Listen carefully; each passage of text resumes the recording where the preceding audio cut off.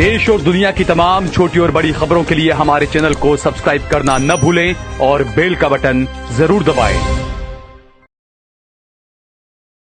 नमस्कार दोस्तों, स्वागत है आपका देश लाइव में और आपके साथ मैं हूं आशिमा त्यागी। दोस्तों फिर हाजिर हूं एक महत्वपूर्ण मुद्दे पर बात करने के लिए और ये महत्वपूर्ण मुद्दा गंभीर भी है और खतरनाक भी। नीले रंग की बोगी, चलती ट्रेन, कैमरे के सामने घबराई हुई एक महिला और पीछे से उछाला गया एक वाक्य, वंदे मातरम बोलो वरना भारत छोड़ो। ये कोई फिल्मी सीन नहीं है, बल्कि आज के भारत की एक डरावनी सच्चाई का वायरल फ्रेम है।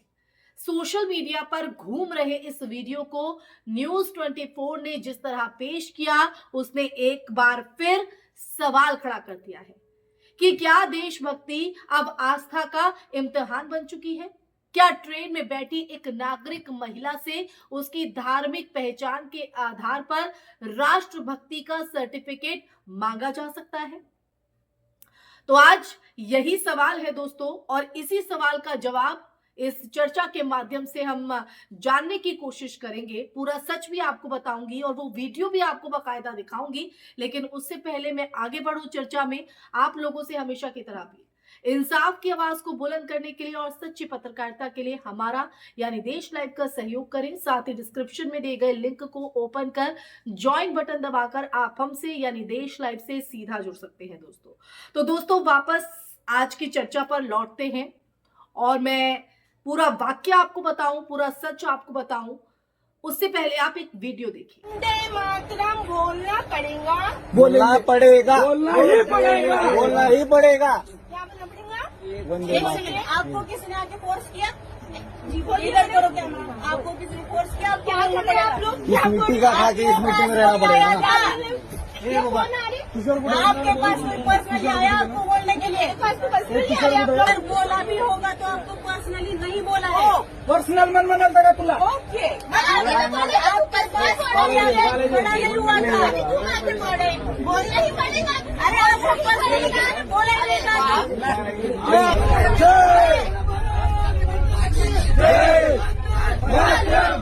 तो दोस्तों देखा आपने वीडियो में आपको क्या दिखाई दिया? एक बुर्का पहने हुए मुस्लिम महिला है और किस तरह से उसे वंदे मातरम बुलवाने का जोर डाला जा रहा है। इस वीडियो में दावा है कि ट्रेन यात्रा के दौरान एक मुस्लिम महिला के साथ कथित तौर पर अभद्र व्यवहार किया गया, उससे वंदे मातरम बोलने को कहा गया और जब उसने ऐसा नहीं किया तो उसे भारत छोड़ने की धमकी दी गई। ये कोई अलग थलग घटना नहीं है। पिछले कुछ सालों में आप देखें तो पिछले कुछ सालों में ऐसे कई मामले सामने आए हैं जहां भीड़, कैमरा और नारे तीनों मिलकर किसी व्यक्ति की नागरिकता, नियत और राष्ट्र प्रेम को कटघरे में खड़ा कर देते हैं। सवाल ये नहीं है कि वंदे मातरम कहना गलत है या सही, सवाल ये है कि क्या किसी को मजबूर किया जा सकता है? इतिहास में झांके तो वंदे मातरम एक सम्मानित राष्ट्र गीत जो है वो रहा है, जिसने स्वतंत्रता संग्राम में लोगों को जोड़ा।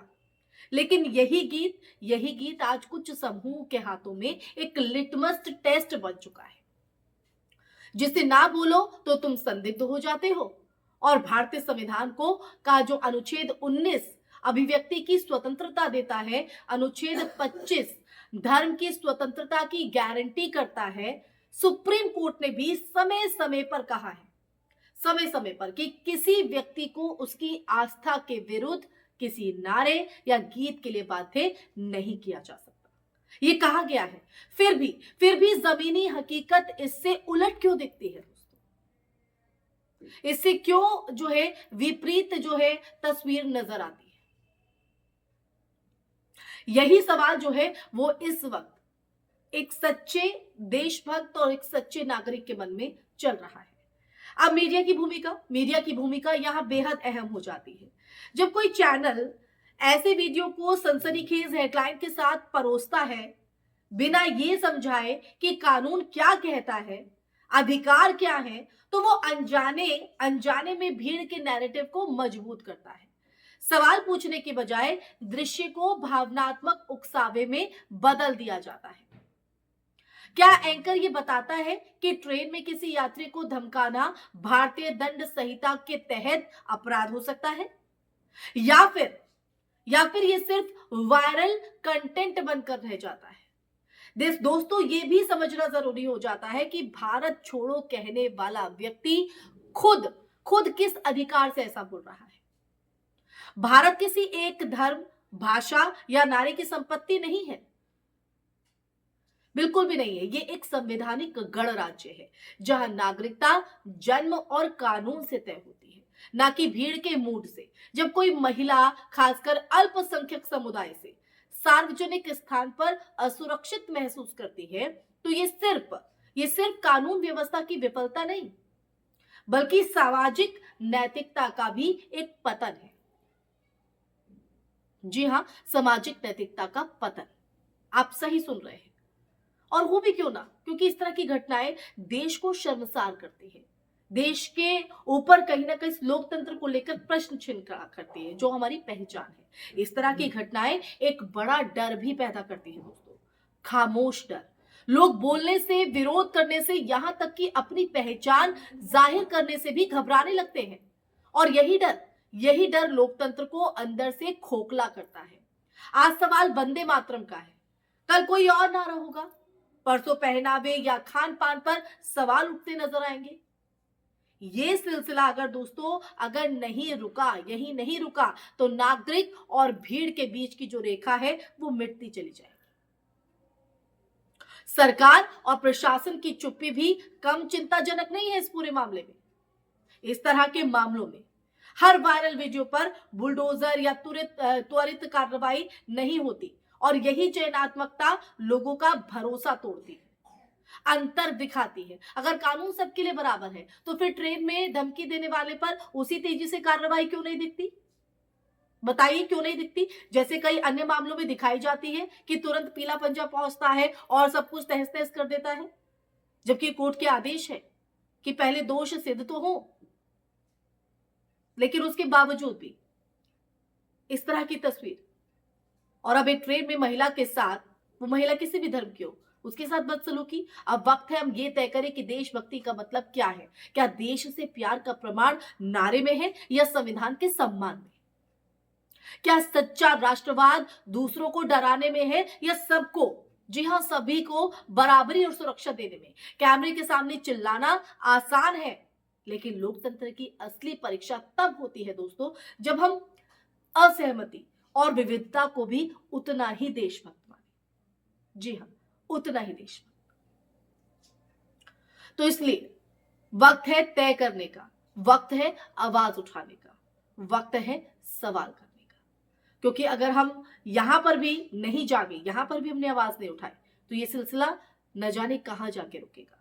तो अंत में ये वीडियो सिर्फ एक महिला की आप बीती नहीं है, ये एक आईना है। सवाल ये नहीं है कि उसने वंदे मातरम बोला या क्यों नहीं बोला, सवाल ये है कि हमने उसे डराने की इजाजत आखिर किसने दी है।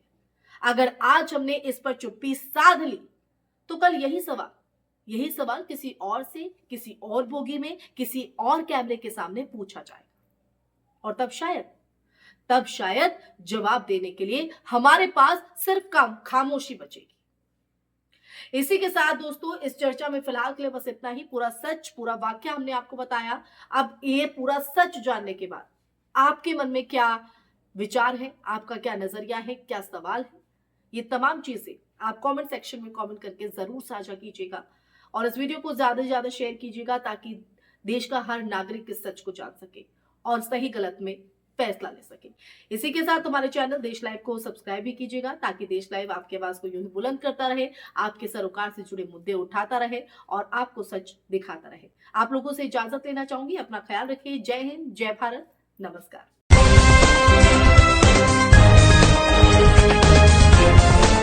देश और दुनिया की तमाम छोटी और बड़ी खबरों के लिए हमारे चैनल को सब्सक्राइब करना न भूलें और बेल का बटन जरूर दबाएं।